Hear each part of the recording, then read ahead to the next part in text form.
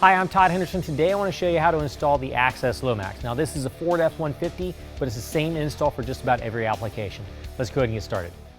All right, now the first thing we're going to do is locate our passenger side rail. Now this is the passenger side installation. The driver's side is going to install the exact same way. So pay attention and just repeat the same process on the opposite side. Locating the passenger side rail, you're going to find the foam strip. This is the seal that goes up against the bed cap.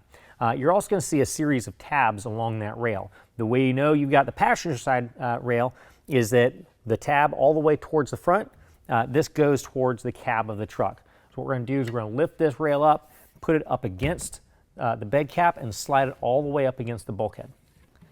All right, now we're going to want to make sure this rail goes all the way up against the bulkhead. So if you have a drop-in plastic liner, you may want to trim that. This has a bed tread, so what we're going to do is we're going to peel that back and allow the rail to go all the way up against that bulkhead like so. All right, so now we got the rail lined up to the bed cap. We want to make sure the top of the rail is even with the top of the bed cap. Then we're going to take a squeeze clamp and we're going to actually attach that to the rail, make sure that it keeps it in line so that we can attach our permanent clamps. So now we're going to take our clamps. You've got two halves of the clamp. You got the inside that goes to the inside of the bed cap and the outside which goes to the outside of the rail. We're going to make sure that there's nothing behind the bed cap that's going to hinder that clamp from going up inside. We're going to spread the clamp apart. The outside clamp is going to rest on top of the inside clamp. We're going to put that up into the rail and push it together.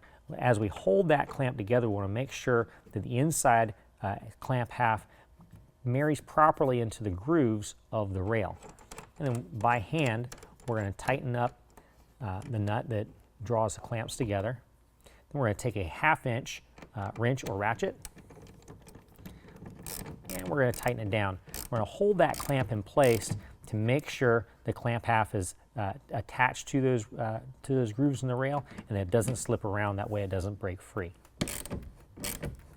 Don't need to over tighten it, just get it nice and snug and move to the next one.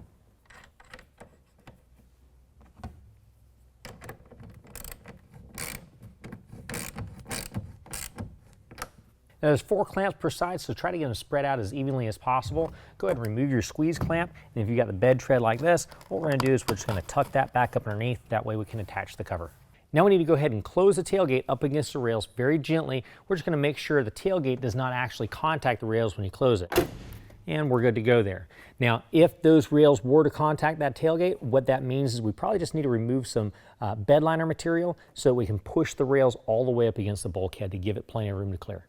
All right, so that we know what direction to set the cover, the cable strap actually faces the front. So this portion right here is going to face the cab of the truck. So what we're going to do is we're going to lift this up and set the sides on top of the bed caps. All right, what we're going to do, we're going to drop that down. Just make sure that it's just about 1 inch or so before we get to the bulkhead, and we're going to slide it forward. The back side is still lifted up just slightly. Once it gets to where it won't slide any more forward, we'll drop that back end in, and that actually latches to the rail. Now to fold the cover back, we're going to go ahead and disengage the latches on the cover. Now to test the operation of the cover, we're just going to make sure the tabs on the cover line up and lock into the tabs on the rail as we close it down.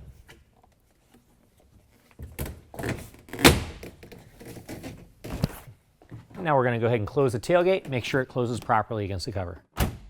Well, that concludes the installation. If you have any questions, call the experts. We're here to help you out.